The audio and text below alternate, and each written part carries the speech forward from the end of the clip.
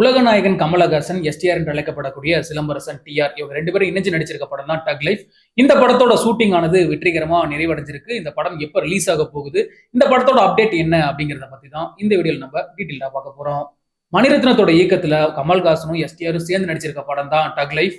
இந்த படத்தின் மீதான எதிர்பார்ப்பு எக்கச்சக்கமா இருக்கு அப்படின்னு சொல்லலாம். ஏன்னா ஒரு பக்கம் கமலஹாசன், இன்னொரு பக்கம் எஸ்டிஆர் இவங்க 2 பேரும் சேர்ந்திருக்காங்க அப்படிங்கிறத தாண்டி மணிரத்னம் அவர்கள் கிட்டத்தட்ட 30 வருடங்களுக்கு பிறகு கமலஹாசனோட இணைஞ்சு பணியாற்றி இருக்காங்க.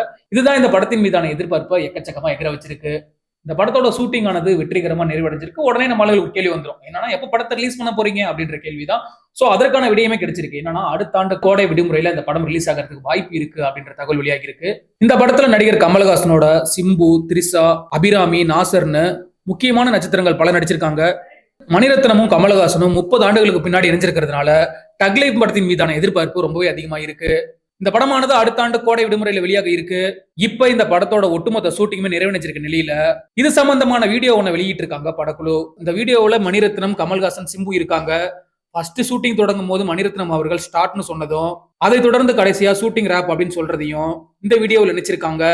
ரொம்பவே ஒரு சின்ன வீடியோ அப்படின்னாலும் கூட கலர்ஃபுல்லாவும் இருந்திருக்கு, ரசிகர்கள் அதிக அளவு கவர்ந்திருக்கு. 30 ஆண்டுகளுக்கு பிறகு கமலஹாசனும் மணிரத்னமும் இணைஞ்சிருக்காங்க.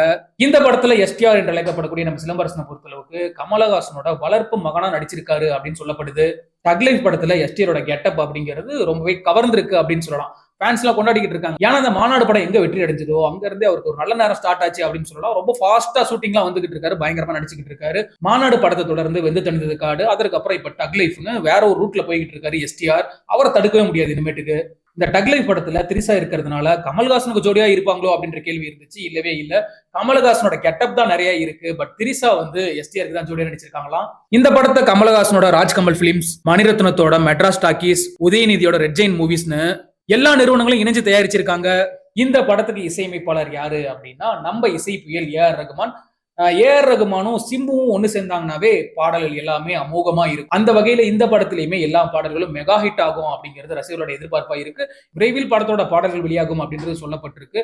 ஏஆர் ரகுமான் அப்படின்னாலே எஸ்டிஆர் ரசிகர்களுக்கு அவ்வளவு பிடிக்கும். ஏன்னா தலைவனுக்கு அவர் போட்ட பாடல்கள் எல்லாமே ஹிட் தான். சிம்புக்கு எப்படி அவர் மியூசிக் போட்டிருக்காரு அப்படின்றதும் மிகப்பெரிய எதிர்பார்ப்பு ஏற்படுத்தி இருக்கு. இந்த படத்தோட டிஜிட்டல் உரிமையானது 149.7 கோடிக்கு விற்பனை ஆகிறதா சொல்லப்படுது.